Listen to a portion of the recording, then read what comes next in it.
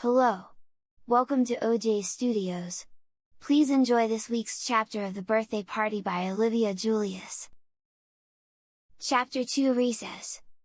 I had to wait until after lunch to finally talk to Emily again. She was sitting with the other girls in the usual place watching three other girls were playing jump rope. I carefully made my way over to them and sat down on the opposite side of the table. "Hey Jonah, heard you're coming to Emily's party," Nicole, a blonde girl, said, turning around to face me. "Yay!" I said, getting a little red. Emily giggled a little as she turned her attention away from the girls jumping rope to face me. "Are you a little nervous about my party?" Emily asked. "No," I said quickly. "It's just..." Emily smiled a little, understanding my predicament. "It's your first girl birthday party, isn't it?" she asked, and I nodded my head. Both Emily and Nicole looked at each other and squealed in delight. "Oh, my goodness, we are going to have so much fun!" Emily said. "We're going to do our nails, and makeup, and so many other things," Nicole said. "Honestly, I can't wait to see you with different colored nails." I instinctively folded my hands into a fist, hiding my nails from view of the two girls who were now fighting over which color would look best on me. "I was just wondering about what the card meant about the dress contest. Is a boy version of it?" I asked. Emily and Nicole looked at each other and smiled.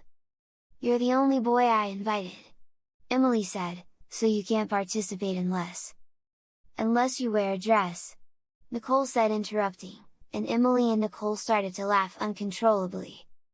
I began to shrink down in my seat as I realized that I wouldn't be allowed to participate. But to my surprise, they were both talking about making me wear a dress. "I got a cute pink flower girl dress that would look great on you," Emily said. "No, he can wear my blue sundress," Nicole exclaimed. But I put my hand up. "I'm not going to wear a dress," I said, stopping them. "Fine," Emily said. "Then you can't be in the contest."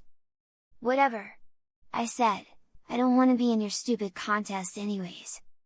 "Your loss," Nicole said with a smile, "too bad you would have looked cute in one." "Still not wearing one," I said, getting up from the picnic table. The two girls shrugged their shoulders and turned back around to watch the others as they continued to jump rope. As I walked away, I couldn't help but turn around and look at the five girls. All five of them were wearing the charcoal gray uniform jumper with a white polo underneath that all girls in our school had to wear. I hadn't thought about it before, but the jumpers were pretty much dresses that the girls had to wear every day. This made me wonder, was it really that hard to wear a dress?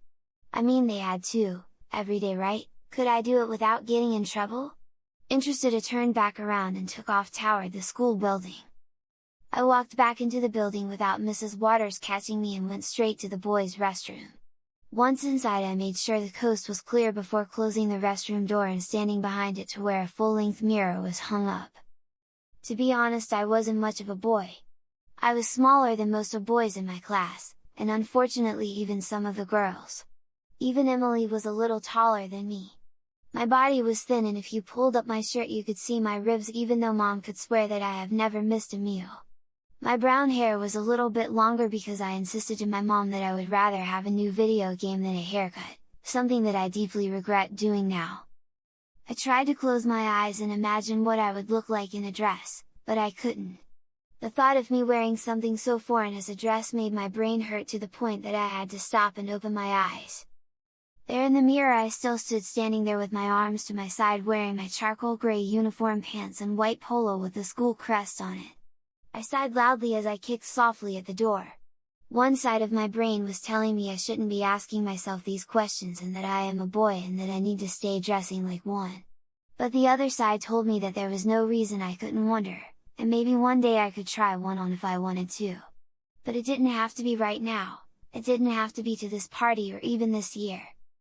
Suddenly, without warning, the restroom door opened and a group of 5th graders walked in. They ignored me as they passed me, and I easily slipped out of the boys' room and walked back outside. Before recce was over,